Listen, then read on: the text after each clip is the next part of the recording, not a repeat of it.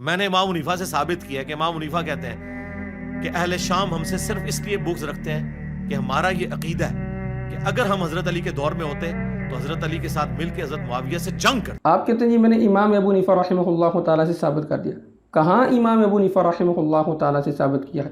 اگر آپ تمہید ابو شکور سالمی کا حوالہ دیتے ہیں کہ تمہید ابو شکور سالمی کے اندر باقاعدہ نقل ہے کہ امام ابو حنیفہ رحمہ اللہ تعالیٰ فرماتے ہیں کہ ہم سے آل شام اس لیے بغض رکھتے ہیں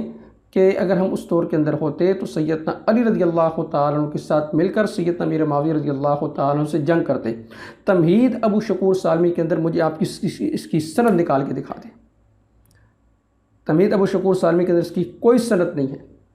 جب آپ کے اپنے خلاف کوئی بات ہوتی ہے تو اس وقت آپ کہتے ہیں جی یہ بات صحیح سند سے امام ابو حنیفہ رحمہ اللہ تعالیٰ سے ثابت کرے،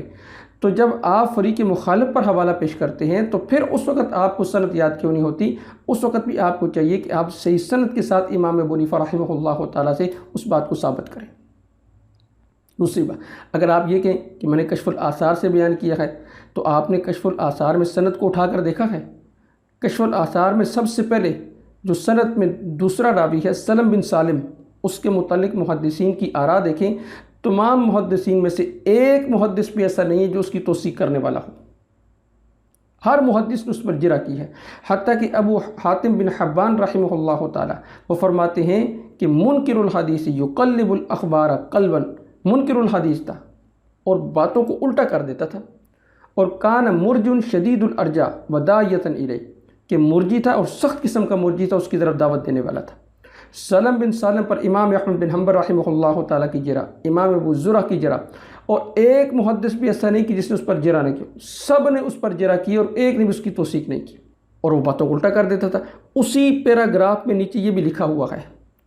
کہ جہاں یہ آپ کہتے ہیں نا کہ امام ابو حنیفہ رحمہ اللہ تعالیٰ نے کہا کہ ہم سے آل شام کیوں بغض رکھتے ہیں، اس لیے کہ اگر ہم اس دور کے اندر ہوتے تو ہم سیدنا علی رضی اللہ تعالیٰ عنہ کے ساتھ شریک ہوتے، وہ سیدنا امیر معاویہ رضی اللہ تعالیٰ عنہ کے خلاف جنگ کرتے۔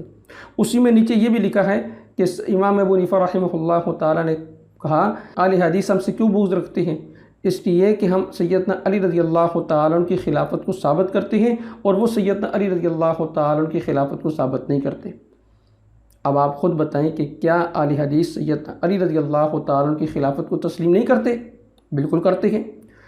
تو اسی لیے تو محدثین نے کہا نا کہ یقلب الاخبار قلبا، کہ یہ ایسا راوی تھا جو باتوں کو الٹا کر دیتا تھا، الٹ پلٹ کر دیتا تھا۔ تو آپ کہتے ہیں یہ میں نے امام ابو حنیفہ رحمہ اللہ تعالیٰ سے عقیدہ ثابت کر دیا، کہاں ثابت کیا ہے؟